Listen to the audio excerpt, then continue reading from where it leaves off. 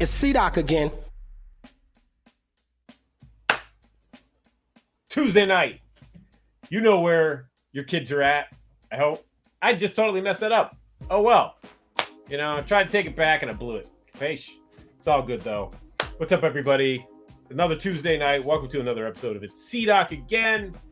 We're gonna try this again and again and again.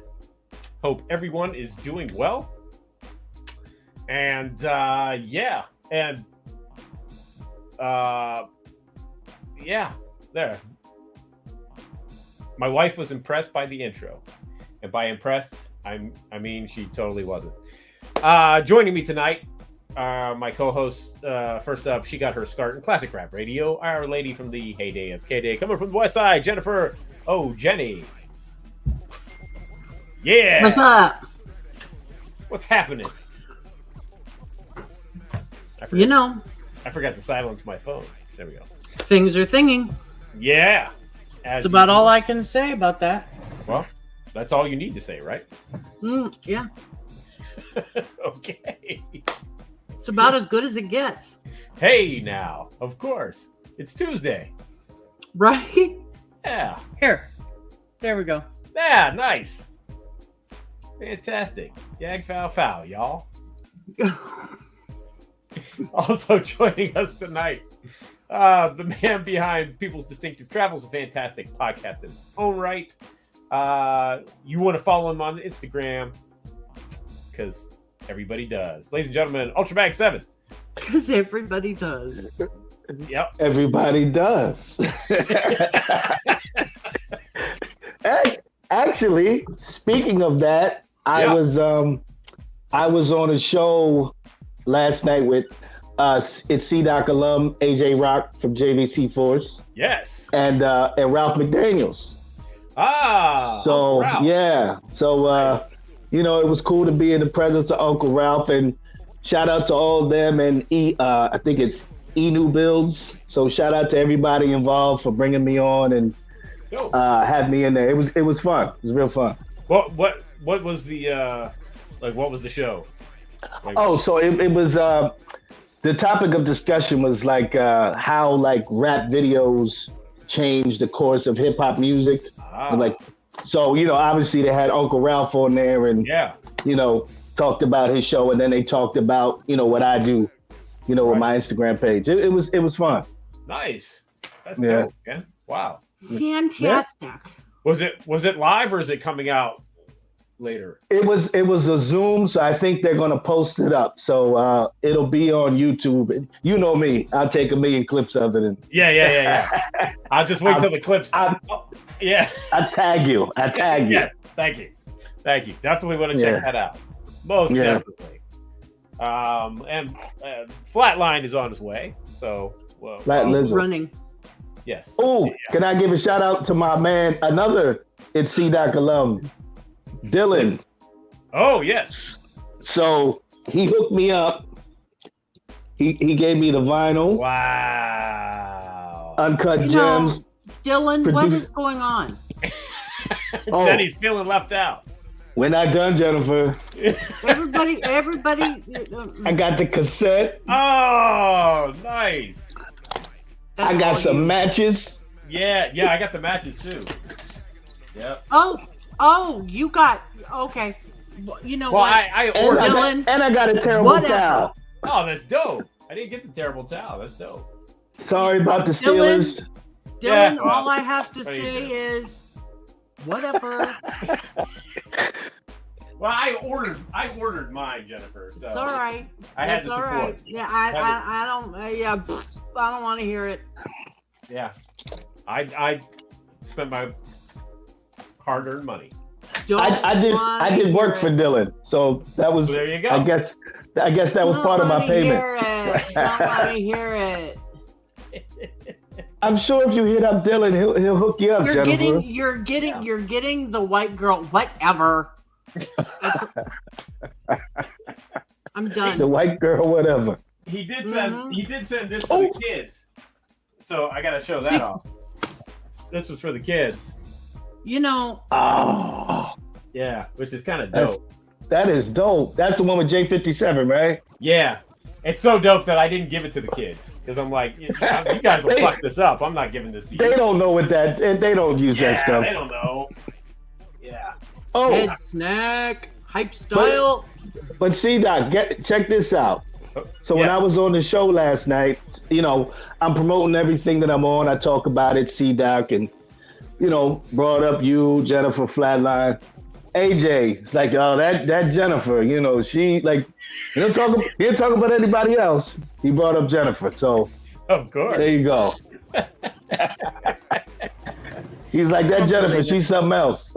I'm not buying it. Coming soon. I'll make a clip of it. Coming soon to Channel Zero, the Channel Zero YouTube channel. Everybody Loves Jennifer, our new spinoff show. Yes. Yeah. You know that's true. Also joining us tonight in the house, all the way from the Northwest Side, the man behind Hip Hop Gods Radio, the president of Rap Station. Ladies and gentlemen, Flatline. Bow, bow, bow. Help me, Flatline. Lizzo. I'm here. What's up? Save me. I don't know what's been happening. I haven't heard anything, but everyone does love Jennifer. See?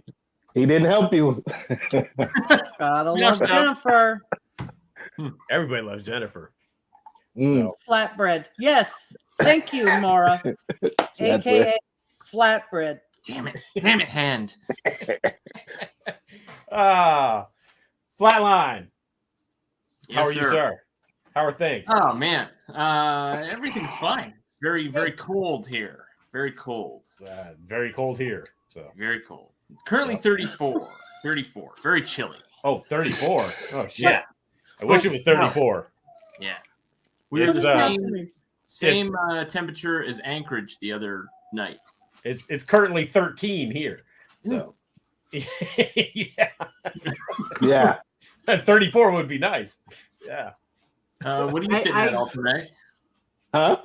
What temperature are you at? I think it's about 26 or something I read, maybe.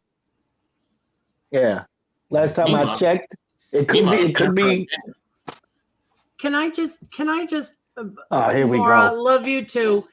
Catherine, I don't know who you are, but love you back, sweetheart. Oh. What? You can, Okay. Yep. It's all good. It's all good. Before we bring our guest on, Flatline. Yes, you sir. have a Hip Hop Gods list.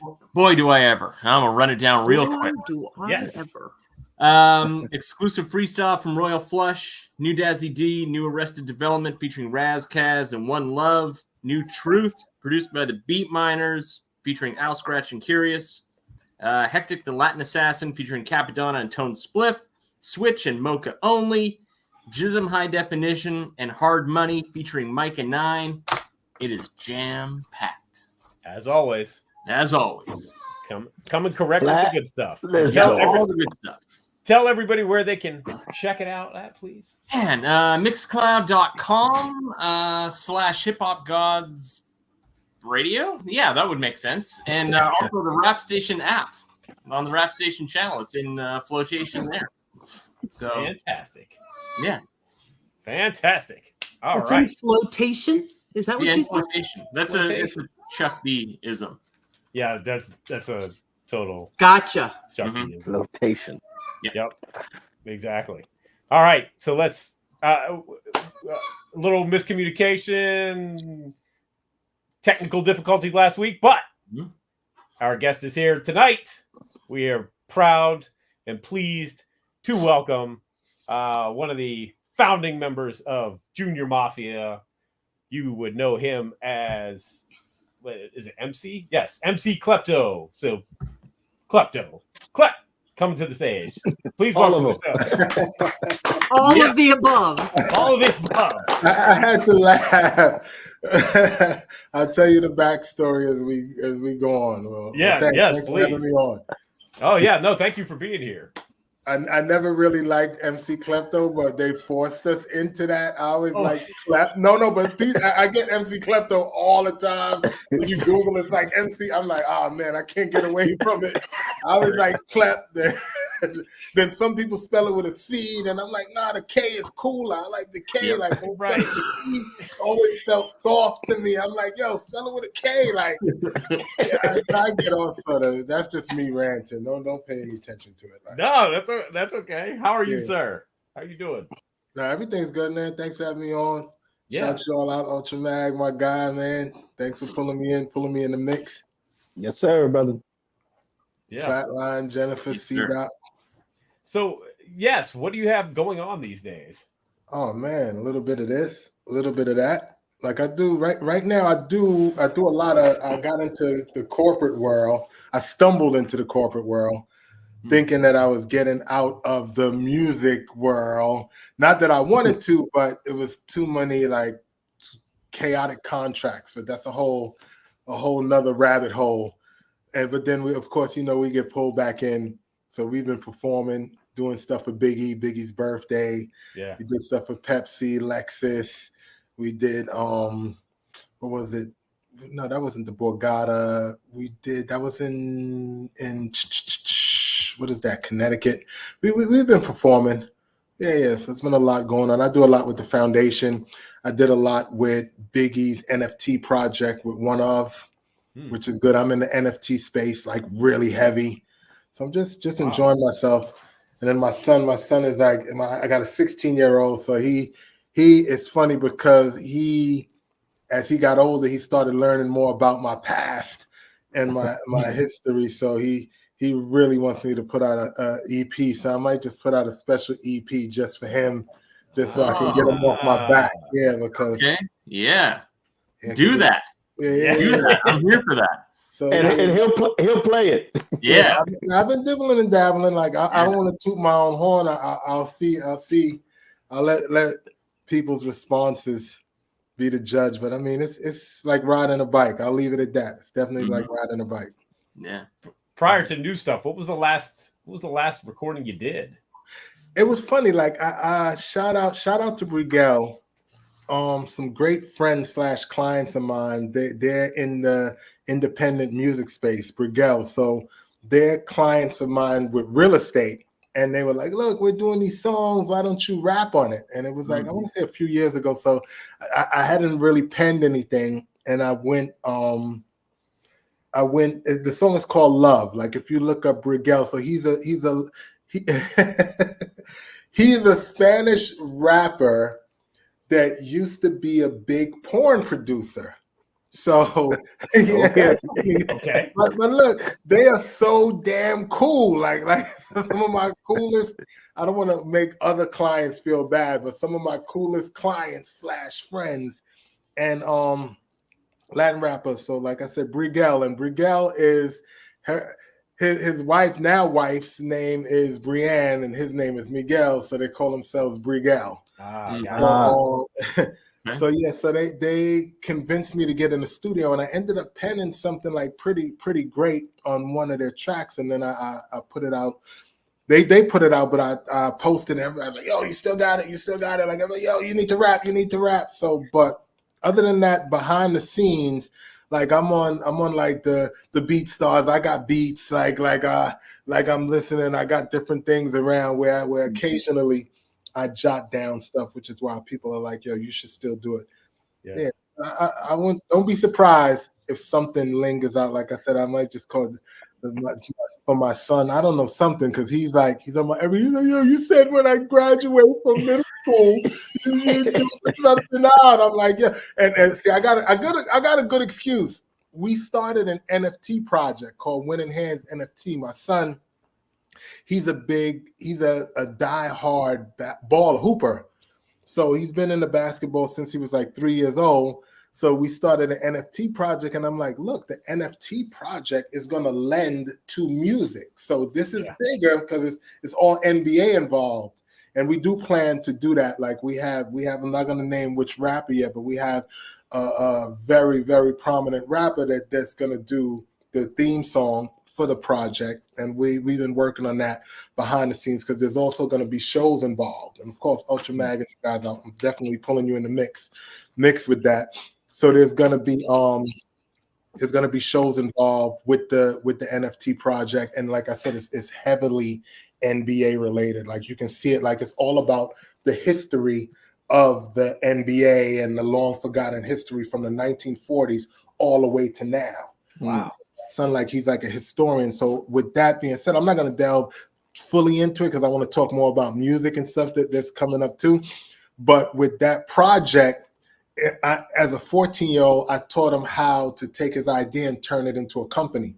So he's on like the calls, the IP calls, Zoom calls. He's learning how to trademark. He's dealing with IP attorneys. He's on calls with Malaysia. He's on calls with the animators. He knows what a corporate kit is. Like when I was 14, I didn't know what a corporate kit was or any of that stuff. So I felt like the learning component of how to build a business was really important for him, and his love for basketball. Like he met everybody under the sun in the league. So and you'll see on the page, like since he was little, you'll watch him growing up. Like you'll see him with Iguodala when he's like this, and then you see him with Iguodala now he's like this with Steve Kerr, Dwayne Wade, Chris Paul, like every person. Like I could go on and on and on. Oh, that's dope. Yeah. So that's my kind of pass to not put out the stuff yet, because like I said, I feel like that's going to push it out on a larger scale. So we plan to do like big festivals based on the project behind that. Like that's a serious push with that. So you guys will be hearing a lot about that over 2024. Yeah, and then yeah, so I'll go on and on. Like I'm giving you a warning right now. Like we're gonna eat up an hour fast. No, that's good. That's all right. Once I start, and I'm probably not even gonna. I'm just gonna be scratching the surface. So that's all right. Before we get into the music stuff, I'm very curious because what the NFT scene is like now, because I know it got big a few years back and it was going to be the next big thing, and then you just kind of I didn't hear about it anymore. Yeah. Right. And I mean, I figured it was still going on, but what is the scene like now? I'll break it down. Like it's interesting. I got into the space. Shout out to Ant Marshall with Lyricist Lounge. Like that's my guy. So he's the one who really enlightened me. Like that's my bro. Both of us before music. So he's the one who enlightened me to the space, because how I stumbled into the whole world of Web3 and NFTs, it was during the pandemic. Like I caught a crazy wave of everybody was into crypto when the pandemic hit. So I caught that wave. I got Dogecoin, started learning, looking, made a ton of money from that too. So I started seeing and looking into that, and I was intrigued by Web3. And then I learned about NFTs. So what happens is, it's interesting because right now it's off the radar for people that just got enlightened to it, that didn't delve into it. Right. But crypto's always been like that. Like Bitcoin's been around 2011, 2012. So it's always up and down. Right. So the people that are in the space right now are in the space. Like there's a lot of things happening right now for people that are in that world and seeing it. There's a lot of big things that's happening. Like, look, the NFL, I mean, the NHL, I forgot the team in Vegas, they're putting out their NFT for their people. You got Mercedes is incorporating it into some of their upcoming vehicles, their display system. It's a lot happening if you're in the space. But guess what? If you're not in the space, you could care less. Right. So it's interesting. I call it the Trump syndrome. So the reason why I call it the Trump syndrome, like a lot of people, and I don't judge people, like vote and like whoever you gravitate to. It's like Donald Trump. Donald Trump, some people don't like what he says, but guess what? He doesn't care because he's not speaking to them. He's speaking to the people who care. Right. So if you look at that with your business and all of that and focus on the people who really care, you could build that foundation. Right. So that's how I look at the NFT space. Like, it's for the people who are there, and whoever wants to get into it, they'll get into it. But it's a lot happening, and it's here to stay.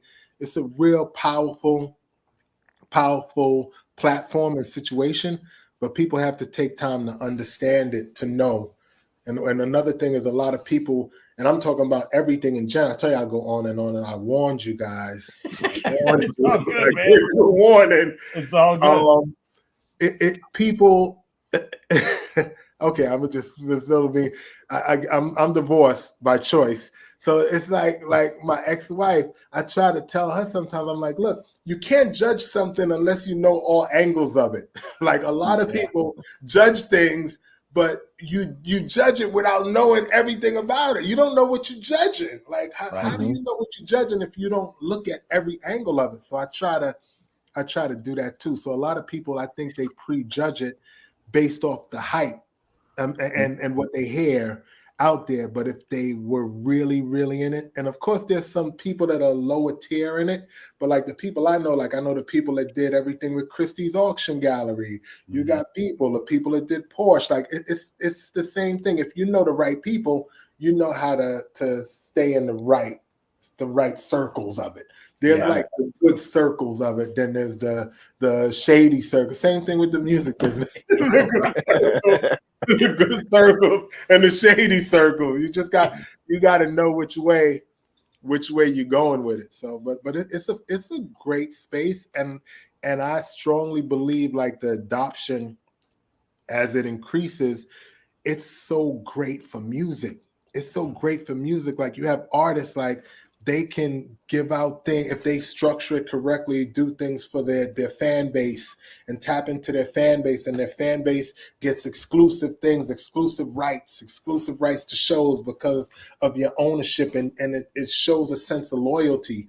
And you can reward people like, hey, guess what? The Ultra Mag, you're a loyalist. You're getting this album. I just did an EP. It's going straight to you. This is only for you guys. And then you got like maybe 1,500 people that you just gave this album to, but it's hot. Right. And so, and then they can trade it if they want to trade it, and then there's residuals on it. There's royalties attached. So if they trade it, you can get royalties forever. Like, everybody who trades it, you get 10%. You can attach 5%, 10% royalties. So for the lifetime, anybody who trades it, you're still getting paid. Yeah. Whatever it is. Yeah. That's crazy. Yeah. But like I said, it's a lot. Like, it's a rabbit hole to go into. But if you really look at the logical side of it and the realistic side of it, like what really works, so it's gonna like it's a lot happening. And like I said, people are making a killing right now, like with it, and also doing great things with it as well. But you got to be in the space. If you're not in the space, like, I got to the point where I stopped trying to tell people, because I'm like, it sounds like I'm like, so I'm like, I'm not gonna waste my time. Like, I'm telling you guys because I'm on the platform, and like I said, I like to talk, But as far as like trying to convince people, it's like you're talking to a wall, and they'll sit there and act like they get it, and it's just like, it's just like going. So I just say, oh, you know about? Oh, you don't? Okay, well, you should do some research, and then I'm all next conversation. Yep. Yeah. Well, all right. Speaking of music, let's take it to music, and let's go back to your formative hip hop years. You know, like what was? Holy cow! How far are we going back? Lance Rivera. Oh yeah, we could go back. We gotta go back before that, right? I mean, we could go back before that. Wow, you're talking about Funky Slice, Dr. Beat. That's what you're talking about. You know those names? Any of you guys know those names? Funky Slice, Dr. Beat. You gotta tell us. Yeah. Funky Slice, Dr. Beat. That Funky Slice was the studio where everybody went with their breakbeat albums and told them to sample and put it on the floppy disk when they were trying to make their demos to get on. Wow. Yeah. Where was that at? That was floppy disk, late 80s. floppy disk late 80s demo time, like trying to get on, listening to EPMD and Rakim and Cold Chillin'. Yeah, Juice Crew. That was those days. Like, Wow. yeah. Mm-hmm. What was that? I always ask. I always call it the gateway drug. What was your gateway drug to hip hop? Like, was there a particular record, or I mean, you were in the area, you know, you were Everything. Like I grew up. Like I was speaking with somebody about this last week. It was actually a blockchain interview. I grew up. My older brothers. I got 3 brothers. I'm the youngest, and my oldest brother, he was always into hip hop, and I'm talking about I'll take it back. I'm talking about Super Rhymes days, like. Yeah. Yes, I'm talking about back then. So he had the turntables and Super Rhymes, and then all the. I remember the Sugar Hill records. Like you'll see the little candy cane on the record. Like so. I grew up in that era. So I used to watch and listen. So I would hear all of that, like sucker MCs. Like a lot of people, they don't know, but me, Special Ed, and Busta Rhymes, we were in the same 4th grade class. So we all grew up together.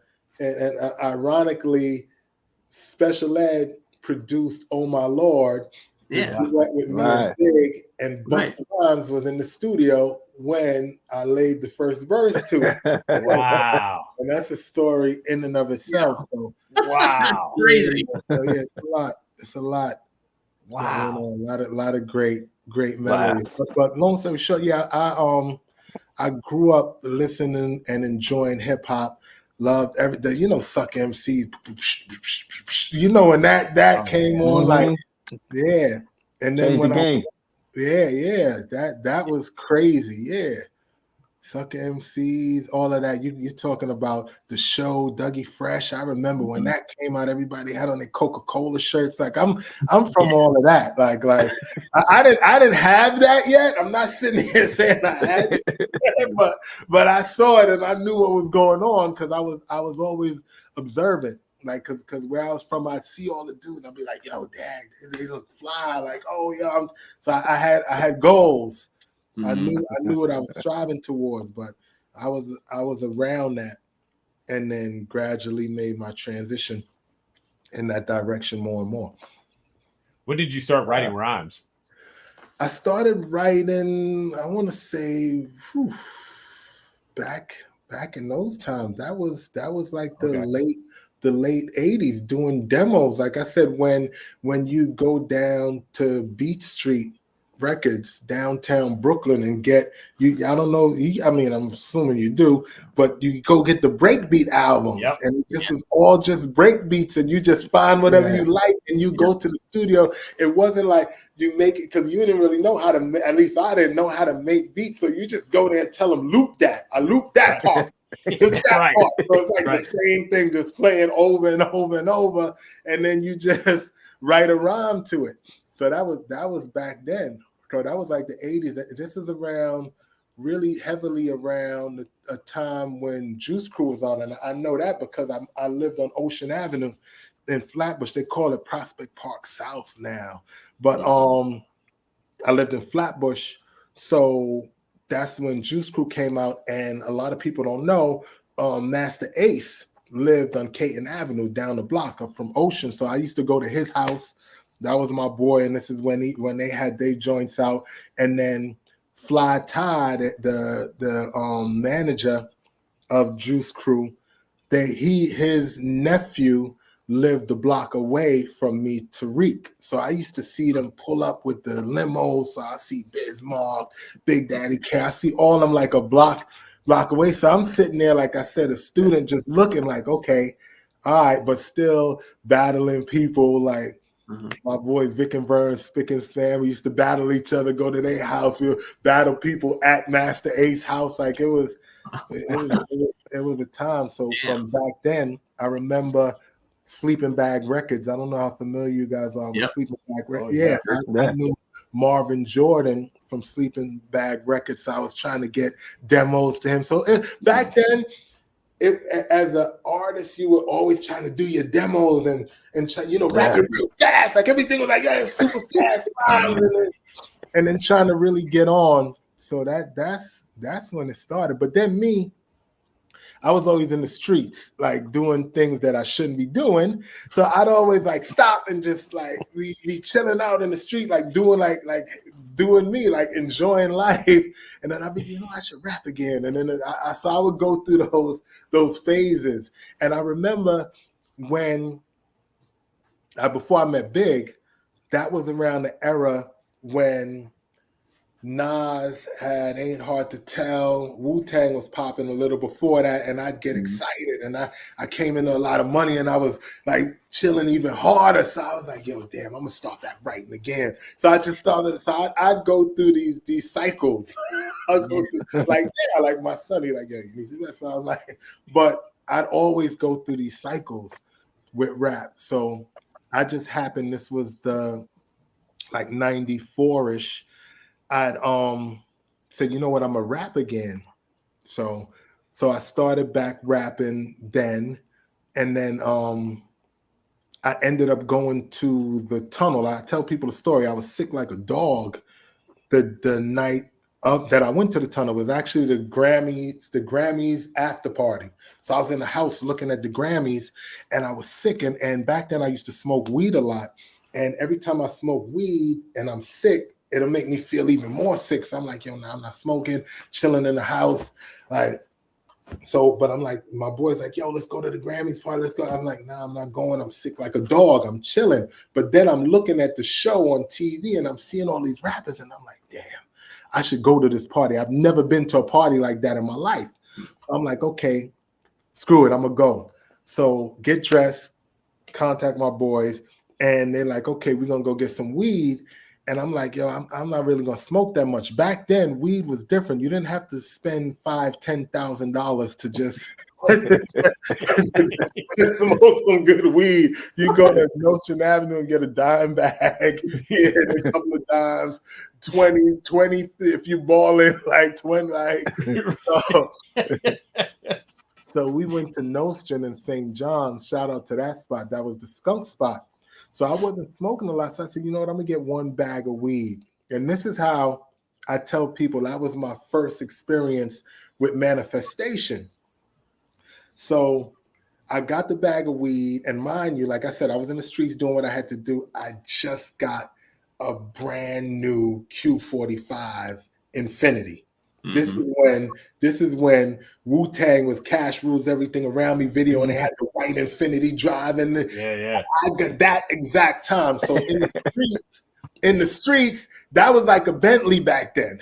Back then, not in today's comparisons, even cars wise, but back then you got one of those. You chilling. So my boys had cars. I had my car, so I'm like, okay, we're gonna go to the spot, get the weed, and we're gonna go to the tunnel. The party was in the tunnel. Never been to the tunnel in my life. So I get a bag of weed. We all drive to the tunnel. We get in the tunnel. I'm still sick like a dog, sick. So we get in there, and I'm like, whoa, I never been in there. So I'm looking. I'm like, damn, this is a whole nother world. So the tunnel, if you remember, the tunnel is like a long bar, like a lap pool, but it's just a long bar. So all people were doing in the tunnel is just walking around. Or people posted up, or you just walking around a long bar. So me, I'm so sick. I went and sat in a corner. Like I was really like Jordan flu type. Wow. So I'm sitting in the corner like throughout the club, and I'm looking, and then I would get up here and there, and I'd see like Wu-Tang, I'd see Brand Nubians, and I'm like, yo, I gotta rap to somebody. Oh no, let me backtrack. When we get there, before we get there and I buy the weed, I tell them, that was the manifestation part. I tell my friends, I say, look, I'm smoking this weed with the person that's putting me on tonight. This is before we even get there. I'm like, yo, I'm smoking this weed with the person who put me on. They looking at me. I'm like, yo, whoever put me on, I'm smoking this weed with them tonight. I'm rapping to somebody tonight. So now, so they looking at me like I'm crazy. So, but I get in the club and I'm like, damn, a beat. So mind you, I'm in there. I'm like scheming. I'm like, damn, who should I rap? Damn, Should I rap the brand new video? Should I rap damn? Like I'm just looking around like crazy, like who I'm a rap to. Then I go sit back down in the corner, in the side. I remember the side. It was across from the main entrance. Like if the entrance is that way and the long bar is this way, I'm on this side, more to the right, just sitting there. I remember it vividly. So I'm sitting, and now all night my boys is coming to me like, cause they smoked all their weed. yo, give me the weed. Yo, give me the weed. Give me the weed. Like, nah, I'm smoking this weed with the person that put me on tonight. So look, all night. So they starting to get pissed with me because they ain't got no weed left. So, and they keep coming, and I'm hitting them with the same story, just nah. So now I did that all night to the point where now the lights came on and the party over. So I ain't rapped to nobody. But I start panicking. So I get up, I tell people this on. I said, yo, I could have start rapping. I'm ready to start rapping to the bartender, like, yo, get me on. Like, so I'm looking around. So I try to zip because the bar's long. Like if you're in this side, you gotta go all the way. So I go this way and go around, and the lights on, everybody leaving. So as I walk around and I look to the door, I look and I said, oh shit, that's Biggie Smalls. So I saw Big. I didn't know him, but this is when he only had Party and Bullshit and What's the 411 and the Freestyle. Right. Smalls, the Millionaires. So that, but from Party and Bullshit, when I saw the movie, Who's the Man? Yeah. Mm-hmm. Yeah. You knew he was nice. Like you knew, like, yeah, like what the moment you heard him, you knew, like, yo, that motherfucker nice. Right. Like you knew it. So I said, oh shit, Biggie Smalls. So I walk up to him. I walk around, I walk up to, mind you, I'm DK Wide Out, Tag Heuer watch, like chill. I'm like dip, jewelry, like, so I walk up to him, I'm like, yo, you know, because my boy June, I hung out on Franklin Avenue a lot in Brooklyn. My boy June told me that Big was starting a group. So I heard, but I'm gonna say Biggie Smalls because that's what we was calling him back then. So he's like, yo, Biggie Smalls starting a group, but I knew that. So I said, yo, Big, yeah, you know my man June. I said, yo, my name is Klept, and I'm the nicest nigga that ain't out. Just like that. That was my first words to him. Just like that. You know, I'm the nicest.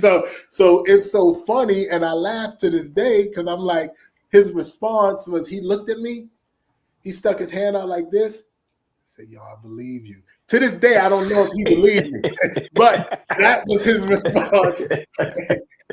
And it always bugs me out to remember that he stuck his hand out. He said, yo, I believe you. So now, gave him a pound. So now, in the mix of me saying that, I didn't know who he was with at the time because I didn't know them. So he was with Little C's, God Bless the Dead, Cheek Delvec, Bones Malone. We saw each other around, like we knew some of the same people just from the street. So I knew Bones Malone, the writer. Yep. And it was Cheek Delvec, C's, and Bones Malone. So in the midst of me saying that to him, he was like, yo, we're gonna get something to eat. We're gonna go get a taxi. Let's get a taxi. Or however he said it, cab. So in the midst of him saying that, I just blurted out, y'all trying to go somewhere? I got a car, like I could take y'all. Like he's like, oh, you got a car? Like, yeah, I got a car, I could take y'all. So I said, you gotta go pull up. So now in my mind, I'm like, yo, they don't know what I got. They don't know what I'm about to pull up with them on. Like they just think, oh, this dude got a car. Because mind you, this was the time when Big was now coming up in the game. Like this is around when I found out at like the day after and stuff, when Puff had just got dropped from Uptown, and it was I caught him at ground zero. Now rebuilding, my timing was impeccable. So I'm like, yeah, I got a car, yeah, I go get it. So now I'm like, yo, meet me in the front. So I go down. I was parked down the block on 27th, I think it was. Yeah, 27th. So I go get in the car. This time I had no tints, jet black, dipped rims, the brand new shiny 45. So this time wasn't no CD, so you got tape. So I put the tape in, roll down the window, put the tape in, you blast in the music. And then in front of the tunnel after the club, the traffic is slow because everybody driving slow. So it's just like a slow creep down the block. It's just straight. So I'm in a car blasting Q45. All I know is when I get to the front of the tunnel and they look over, it's like all of their eyes just pop open and it was just like fireworks. like, oh shit, that's what he's driving. So now I pull over in the front, and then Big get in the front seat. Cheek, C's, and Bones, they get in the back. So we sitting in the front. Now we just posted up in front of the tunnel. People coming out, seeing Biggie in the fly Q45. Like I'm chilling, like everybody, we just chilling. like it looked like that's how we kept pulled up. So so now we just chilling. So now, guess who comes out? My boys. So now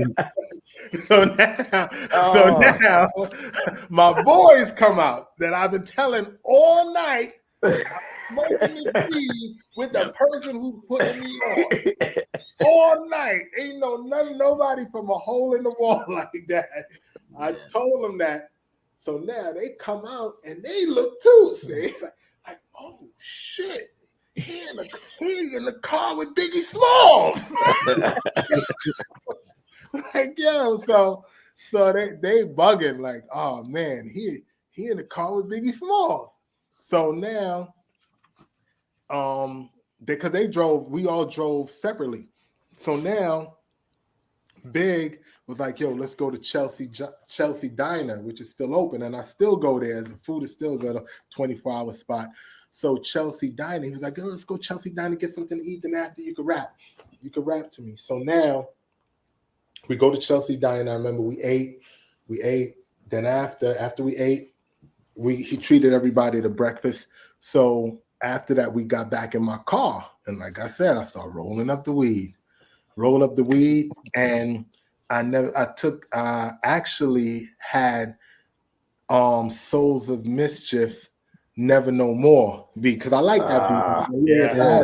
I had Souls of Mischief, Never No More, and I was so amped that I put the tape in and I rapped all my raps over another group song while they was rapping and was going off. Like I rapped over other people rapping and because my whole thing was I was rap about Versace, Moschino, all of that clothing. Like I brought clothing to the table. Like that's what and that's evident in if you look at Big Papa video. Like you look at Big Papa video, that's where Versace came from.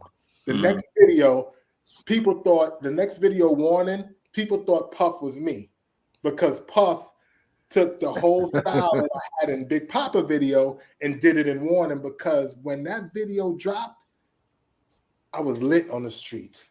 Like it was a rap. Everybody was like, yo, and they just felt like it was too much. I was getting too much. But that can't be erased. Like I said, it's all documented. Look at Big Papa video. That's the first time Versace was introduced. And it's even written with Wikipedia, like Mass Appeal, like people know. But long story short, I rapped over these guys' song. So big shout out to the Souls of Mischief and that song, because that song got me put on with Big. Yeah. So that's amazing. Yeah, right. Wow. And that was 94. Yeah, 94. And like I said, I caught him right at the cusp of him like setting everything off. And then what happened after that is me and Big, we got tight because I had the streets on lock. So, and I had a Q45, and I was the oldest member of the group. So I'm the only one that could really get around and move. So me and him, we just start going everywhere in the Q45. So it just worked. It just complemented everything. So we'd go to Queensbridge and pick up Nas. Like to this day, Nas, when he see me, he give it up. Because remember, it was when these dudes was just making it transcendent to greatness. So I caught them when they checking all the flight panels, instrument panels under the takeoff.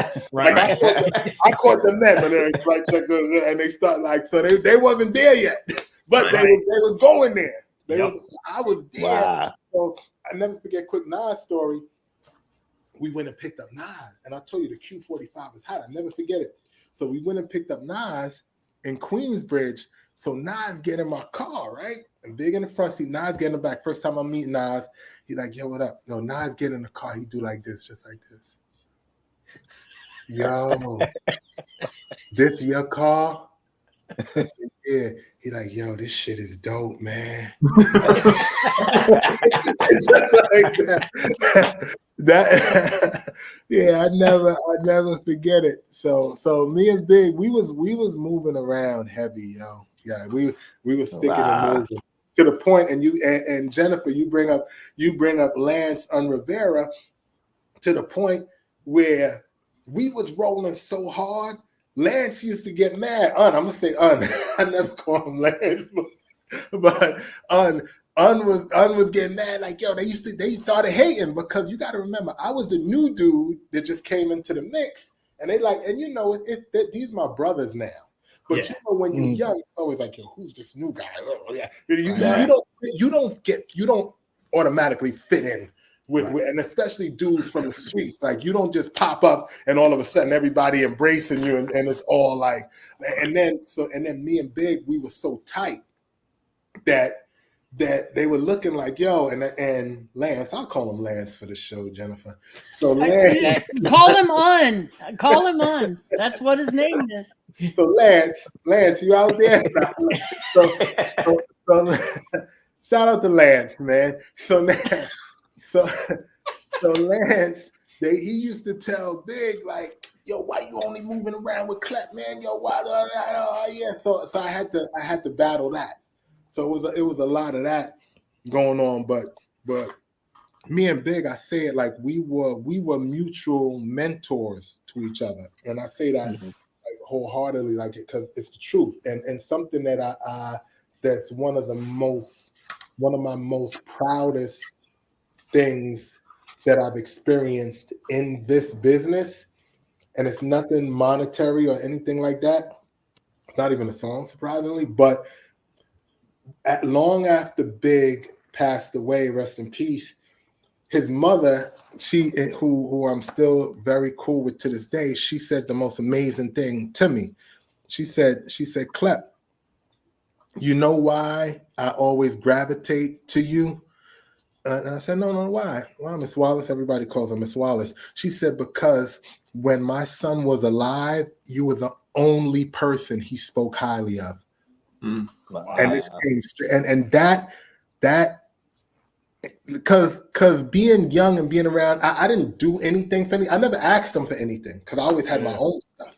Right. So I wasn't around to try to like. They knew, like, even to this day, you see how I move, Ultra. Like I'm still doing well. Yeah, I'm on like a 30 plus year run. Like I'm on a real run, like for real. So, and she said that many years ago, and for her to say that, I just was like, wow. And I didn't know that. And I didn't know that she felt that way. I didn't know that he spoke to her that way, but it was always like different things. But that certain things can't be erased. Like, certain things can't be, like, history can't be erased. I say that history can't be erased, especially when it's right there in your face. Like, it can't be erased. So I kind of love that aspect about everything. Yeah. So Big was okay. I got doubles, Flatline. I got doubles. No. So Big was signed to Bad Boy, and you guys ended up at Big Beat Atlantic. Yeah, Undias. Diaz, yeah. Yeah, and it's funny you say that too, because a lot of people always associate us with Puff. And I tell people, at least when Big was alive and I was around, we didn't have a strong relationship with Puff because Puff didn't really like the fact that Biggie had his own stuff going on. And then used to act like he didn't give a fuck about Puff. Like he was always trying to stun on Puff. Like, but we were still young back then. So, Right. it was they had this little testosterone thing going back and forth with each other. So now, but we, like I said, we were still young. We were just the novice artists, just being there and kind of happy to be there at the same time. So and now, then, wait a second. You did and Puff Lance, always had something going Lance. back and forth, but then you add Daddy-O to the mix. Oh, Daddy-O, come on. Daddy-O was the nucleus. Yeah, Daddy-O, we did the demos at Daddy-O house. Daddy-O knew what was going on. He saw the flames I was lighting in there. Like, yeah. It was so, this how crazy it was, right? And it came back to bite me. So we did the demos to get signed in Daddy-O's house.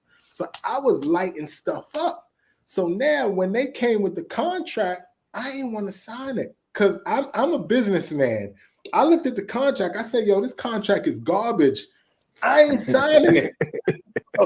So look, Smart. so it got to the point where Lance was like, y'all been signing this contract, all that stuff. I'm like, no, I ain't signing the contract. So now I was the one holding up the deal.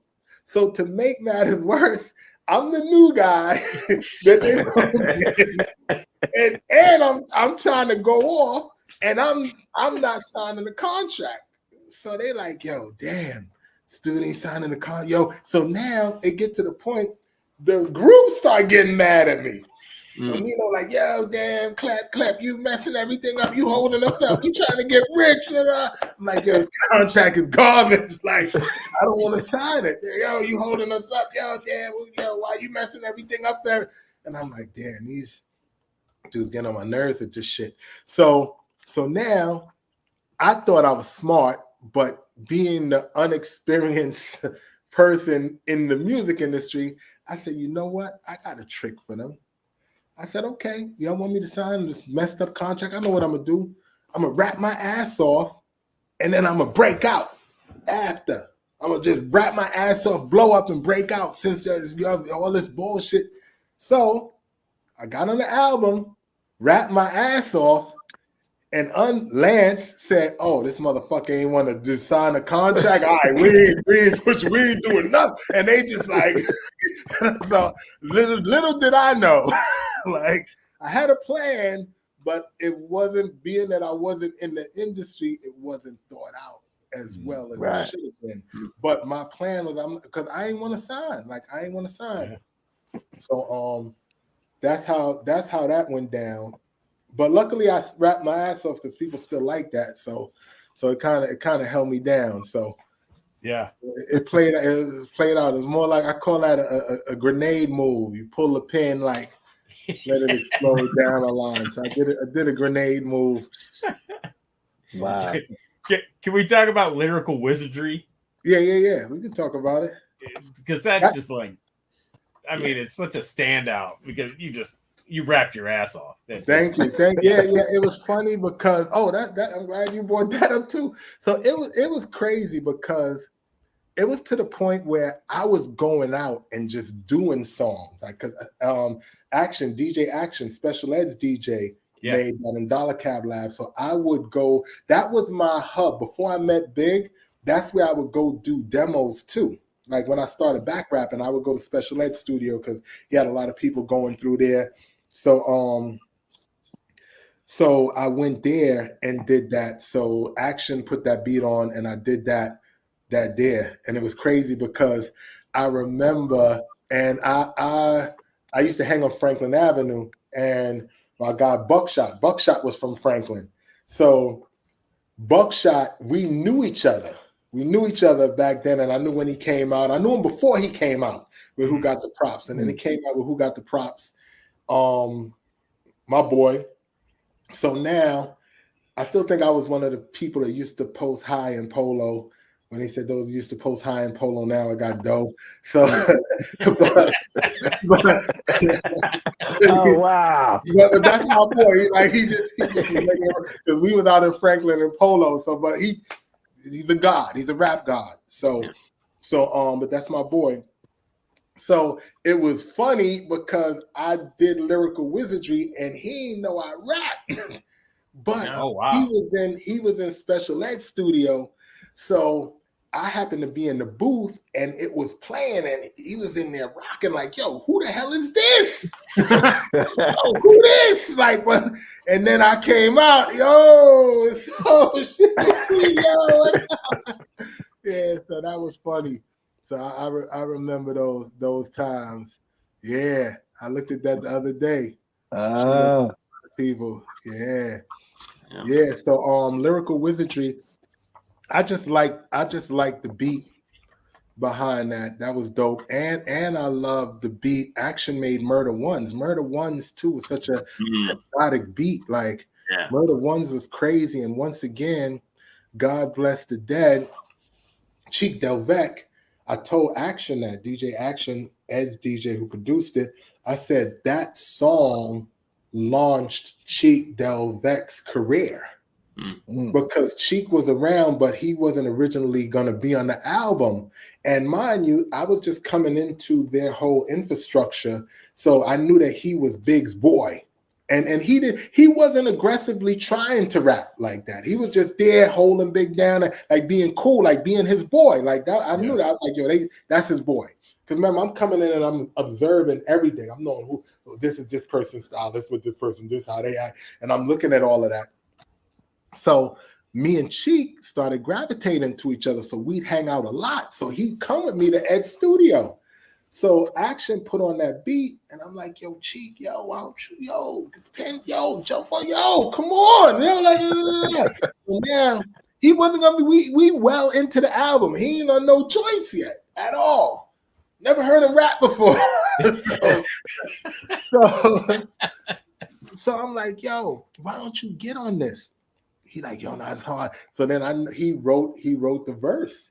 Yeah. Wow. So he wrote the verse, and from that, the song was originally just 2 verses with me and Cheek.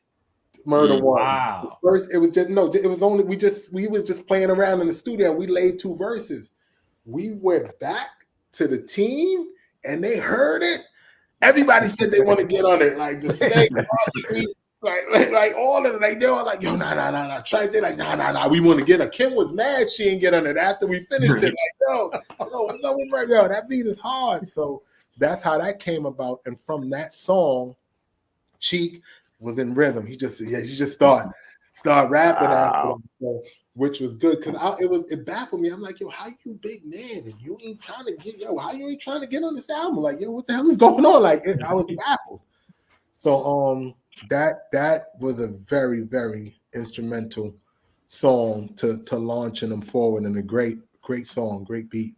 Yeah, but a lot special ed, Action, man. If it wasn't for them, I got a lot of that was the that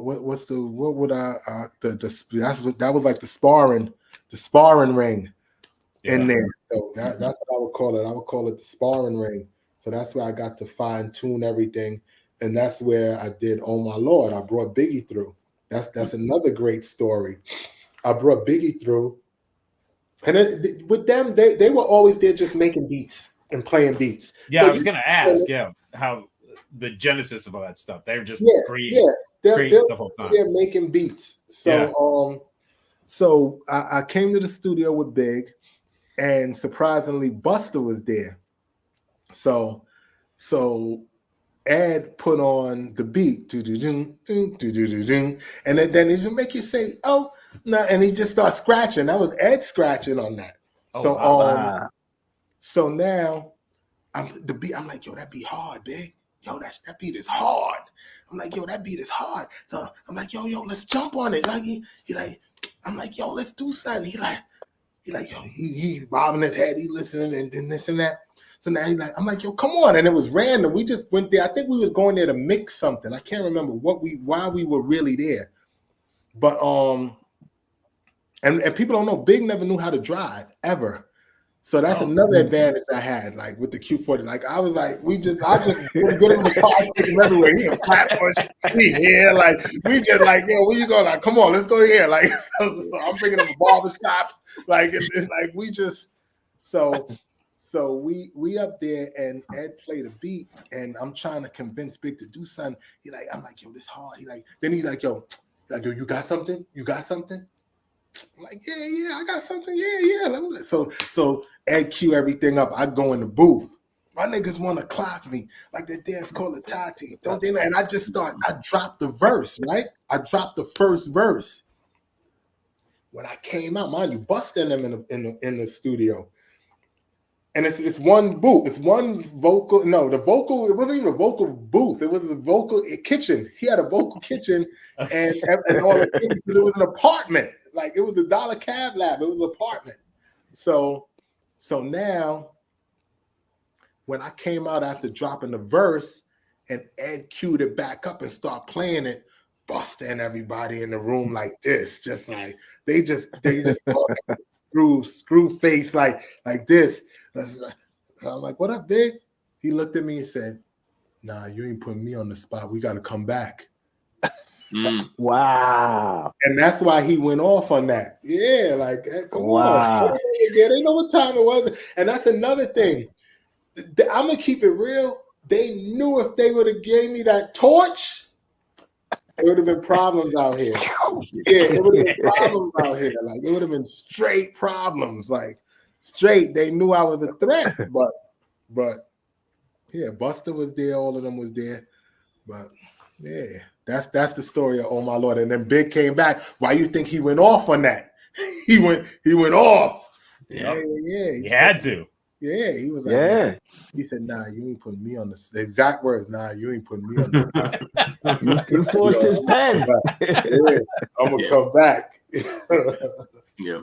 Damn. Yeah, but then we ate it. We ate it after that, so it was good. Wow. Well, so was the record kind of put together piecemeal like that? Like, yeah. And it was the first, like I said, the first verse I did. Then we came back and then we finished it. Yeah. I forgot if we came back that week. We probably came back that week, but we finished it. We came back and finished it. But the rest of the album was done like that too. You guys a lot of the album, like it's funny. Like I would go out and do my songs and bring them. Oh, okay. Things like me, like most of my stuff I brought. Like I was just like, let me just. So I was like, there's other stuff that I did. I was doing stuff with Clark Kent, and then that's a whole nother story. Like it was because Clark, Clark, he used to love my stuff. That's why Clark on the interview because Clark he got stuff that wasn't released. Wow. Clark used to be like, yo, this dude right here. Yo, this dude right here, because this was the time when he was working on Jay-Z stuff. This was when Jay-Z and Jay-Z was rapping mad fast, and he used to bring Jay-Z stuff to Big, and Big used to be like, oh yeah, and then he used to go back and tell, he fuck with Klept, he fucking with Klept, and then everything just went however it went, but I would bring my own stuff, and the only songs, like that's why there was a verse, because I was always gutter with it. I had a verse on Players Anthem, but it wasn't commercial enough. Like I was just spitting, but it's out there on YouTube, and everybody's like, yo, that's the hardest verse, but they wasn't looking for the hardest verse. Yeah, they was looking, but it was the hardest verse for them. So, and that's what I would do. So there's a couple of things floating around like that. But Need You Tonight we did in the studio. That was a joint with Aaliyah. We sent it out for her to add her vocals. Faith was on it first, which was the second single. Like people loved that. And then and I'm gonna be candid, like I was blowing through a lot of shorties back then. So I was like spitting like different stuff like that. So Big, he always wanted me to be like the LL type dude in the group. Like he wanted me to just do stuff about shorties all the time. But I could do that. Like I could definitely do that. Like if you hear like look up the song Love with Brigel, Briguel, Brigel, you'll see I'm spitting stuff about like dating and but it's fly. Like I always had stuff to say. So he knew that. He wanted me to go in that direction, but it never panned out.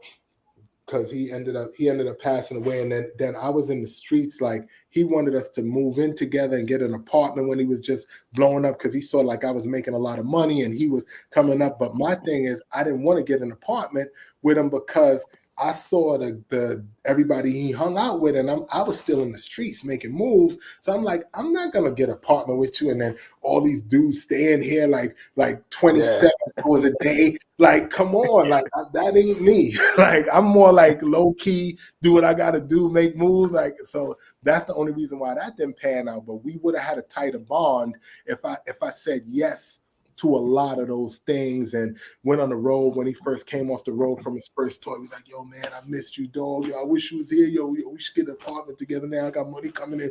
Boom, boom, boom, boom, boom. But me, I'm just looking at, okay, I'm self-sufficient. I know what I got to do. I got things going on that I got to keep going on. Yeah. Wow. Were you ever around him and Pac together? Oh yeah, definitely. Yeah, I talk about that too. Like I guess I could say I'm one of the few. I want to almost maybe people on the earth or MCs that I actually went with him to meet Pac at the Parker Meridian, and I drove with them to go back to Brooklyn in my Q45, smoking weed, like going to Underhill. The Underhill to get weed, the butterfly bags I talk about. And I tell a story about how when I first met Pac, which was dope. Big was like, yo, we going to meet Pac. And now I got to link stories into each other. So there was another time when we went to meet Nas and Puff was there. There's a picture, and I get mad at this whenever I bring this up too, because back then they cropped me out the damn picture. There's a picture no, it's all good, but it's not good, but I'll just say it's all good. But they cropped me out the picture. It's the picture with Big standing next to Nas in the red jacket. So Nas got on a red jacket and Big is there. I was in that picture because back then when I first met Big, I was still fan mode. I was smooth, but I was still like, remember, I've been trying to get on. So I'm like, yo, I'm in here. So I used to run around. They didn't have digital cameras. They had the little disposable cameras where you got to spin the thing. Yeah. So I used to always have one on me. So I had a disposable camera because I was into polo and gear like that. So we always flick it up with polo gear before all of this. So I always had the camera around. So now, we went and met Nas a second time, and that's how those pictures came about. So I had the pictures. So now Big was like, and that's how I know he had a lot of respect for Pac. We were going to meet Pac. This dude gonna tell me, yo, make sure you don't pull out your camera, man. I don't want to tell you this. I don't know why I listened to him. I said, like, me now, I would have been like, yo, let's do it. Because he didn't want to look like we were like hyped to be around Pac. Yeah. So, but that was his boy. Like they already did Running from the Police, all of that stuff. Like they already. I was now, like I said, I was still now new to the whole Biggie Smalls world. I was still new to it. But me and him, we were mad cool. So now we go to meet Pac at the Parker Meridian Hotel in the city. First time in the Parker Meridian. So we go into the Parker Meridian and get to Tupac room. And when we get to the room and open the door, all I see is the whole floor of the hotel room was just composition notebook papers with rhymes, like he was just writing and ripping it out. Like, nah, I don't like that. Like the whole floor, you couldn't walk. You couldn't. I swear to God, like I got a real vivid memory, like the whole floor, and I'm like, yo, who the hell does this? Like, how the hell what the hell is he doing? Like he just the whole floor was just like he just was writing, and it had lyrics on it, like just ripped out. So I'm bugging out. So me, Pop. So now as Big talking and we chilling, it's just me, Big and Pop. I see off to my left. It was to my left. There's a light flickering. So I'm looking, and it's in the corner, like Wedge. I'm like, yeah, what's this light flickering? So I just glance over, and when I look over, he had a shrine. There was a ledge with a shrine with a candle burning. Candles, I can't remember if it was more than one, but I know it was melted candles, like not big candles, the little candle. And it was a shrine with a photo of Madonna behind it. So he had a shrine with Madonna. So I'm like, damn, this dude got a shrine with Madonna. So I ain't say nothing, but I just like, oh shoot, because it was melting. It looked like the shit been burning for a while. Like the candles, like it wasn't fresh candles, like you saw the drips and all of that. Yeah. So come to find out, then it was in the news that he was seeing Madonna, like I think like Wow. the next week or so, or whatever after. But that dude did have a shrine in there. So, but it was just with one picture. It was one picture, and you knew it was Madonna. Like, I was like, Yeah. man, dude is ill. Wow. Wow. So then after that, we went from leaving the Park of Meridian. That's when we jumped in my car, drove with both of them to Brooklyn, went and got weed, chilling, smoking weed. Me, Big, and Pac smoking weed. Went to the spot, then chilled for a while. I forgot what we did. Then I think we ended up dropping them back to the city after. So that was my experience with Pac. I didn't interact with him that much. So you weren't if Daddy was here and he said he can't come, but if Daddy was here, he'd tell the story about being in the studio. Which studio? With Pac? And with Biggie, Foxy Brown. I can't think of who else was there.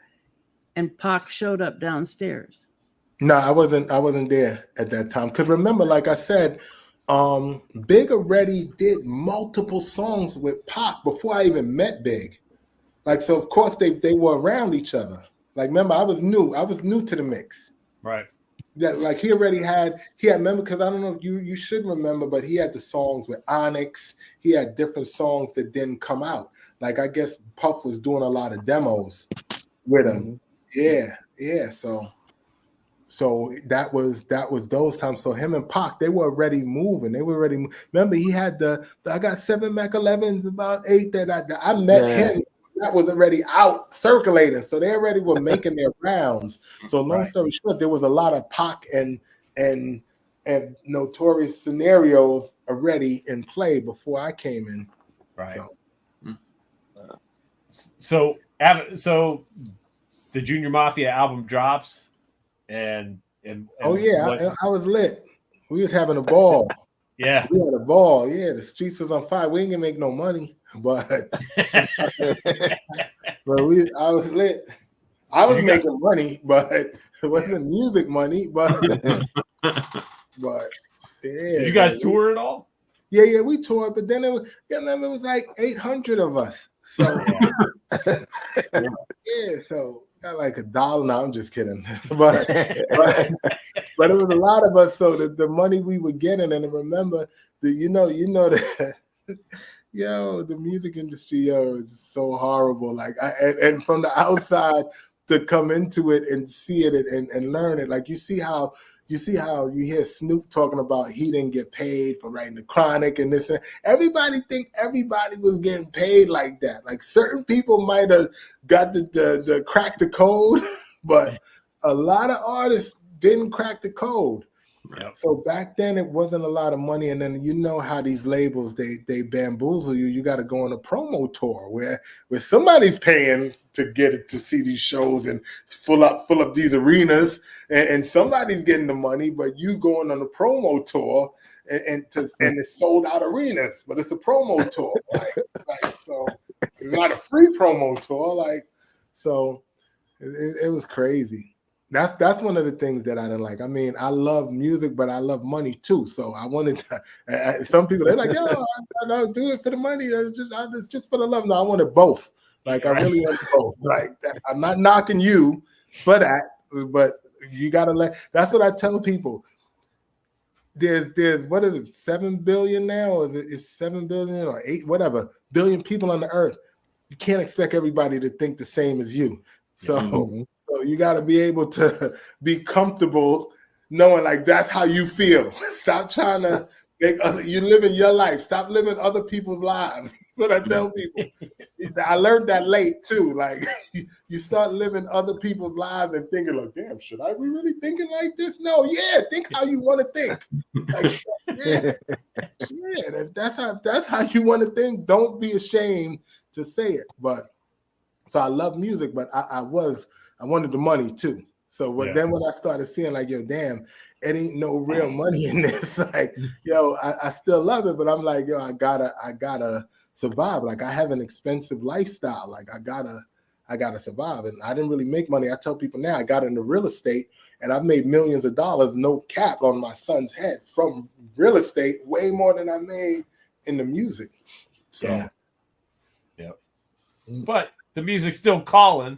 Yeah, definitely. No, it's still there. It's still there. It's still there. I would, but I'm pretty sure the Winning Hands NFT project, you guys are gonna see some things come through just to be out there, because people that be oh yeah, he's just trying to do this to get on and this and that. No, I'm just throwing it out there. I'm really doing it for my son, because it's funny because he hears the raps. I write raps. I'm not gonna sit there and act like I don't still write raps. So he hears them. He's like, yo, that's better than what's out now. Yo, he's like, yo. So I'm just like, all right. And then I'm the type of person. I've always rapped about my lifestyle and the things that I do. So my lyrical content is so different because my life, all the stuff that I've done, I wouldn't rap about this, look, I got into real estate, a guy from the streets. I'm on the cover of the New York Times, not the real estate section. I'm on the cover of the New York Times. I'm on NBC. I'm in Better Homes and Gardens. I'm dealing with dignitaries, diplomats. I'm really, really doing this. I have employees. I signed W-9s. I said everybody want to be bosses, but they never signed a W-9. Come on, stuff like that. So it's so many different directions that I can go. So I said, I'm pretty sure something will trickle down into people's ears, but Flatline, any? Oh man, well, I mean, I've just enjoyed just sitting here listening to everything because I did college radio between 94 and 96, and the Junior Mafia singles and the record were just huge. It was unbelievable. So I don't know, to sit here and just take in all this history, it's been incredible. Thanks. Yeah, it was fun times, man. Yeah. I remember we were in North Carolina, and we got chased. I tell people we got chased through the town, we got chased through the park like the monkeys. Remember the show The Monkeys? Yeah, we got chased. They chasing us, man. We running it was crazy. Yeah, it was dope. A lot of good times. Yeah. Wow. I'm afraid you said North Carolina. I'm afraid that that's about when Biggie was hanging out with a certain other. It's C-Doc again alumni, better known as Yag Fow Fow, y'all. Who's that? Yag Foo Front. Who's that? Probably a little bit later. Jen. When? This was 94, 95. Oh, yeah, okay. Yeah, 94, 95, 94, Mhm. 95. Yeah. They were signed to Mercury. They came out in 93. Damage 94. 94. Damage will tell his stories about hanging out with Biggie Right. all the time. Yep. So, yeah. All right. Well, Klept, appreciate you coming through, man. No, thanks for having me, man. And sorry about the mix-up. No, it's all good. It's all good. I freaked out because I'm glad you texted me because I kept thinking, damn, is it Monday? Like, is it on Monday? my son had a basketball game yesterday, and I kept thinking, okay, I'm gonna get home from his basketball game, and then it's 9, and then he didn't have a great game, so his mentality, he want to go practice after. He like, yo, we going to practice. So we practicing, and I'm like, damn, did I miss this show again? And going to practice with him, and then when you hit me, I was like, all right, good. Let me make sure I catch it. So. No, but yeah, please keep us posted with what you got coming up. No, definitely. Yes. Definitely will. Yeah. Hopefully, I won't have to keep you posted. Right. Yeah. You'll be like, oh, dad, wow, look what happened. Right. Yo. Exactly. All right. Yep. Everybody, ladies and gentlemen, Terrence Klept Harding. Thank you, guys. Yeah. Great time. Yeah. Appreciate it, sir. Thank you, sir. Thanks for the love. All right. Well, there we go. There we go. Some great stories. Yeah.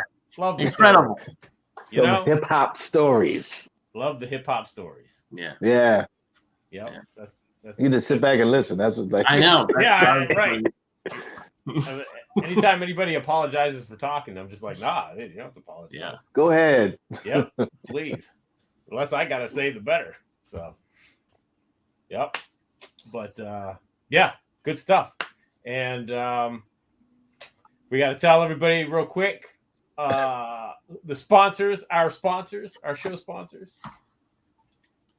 It's C-Doc again is brought to you by Hackensack Brewing and Auga Beer. There you go. We're now in New Jersey. There's a whole bunch of different rules and regulations for New Jersey breweries, but now it's like wide open. You can have as many events as you want, DJs, all types of stuff. New Jersey's been weird, but I think the bill just passed, so we will be celebrating. I think Hackensack Brewing is having their 5th anniversary coming up in February. So check them out, Hackensack, New Jersey, Hackensack Brewing. Hell yes. Oh my God. Word up. And it's also brought to you by the Spit Slam Record Label Group. The Spit Slam Record Label Group, a Chuck D situation. Catch us on your favorite streaming platform, on Bandcamp, or visit our official web store at spitslamrecords.com. All releases are available digitally or on CD, with select titles available on vinyl and cassette. The Spit Slam Record Label Group. Throwback to the future sound. Yes, indeed.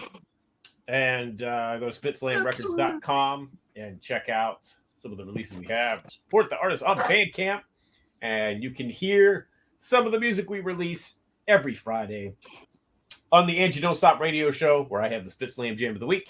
You'll also hear segments by Flatline, and Mr. Chuck D is the host of the show.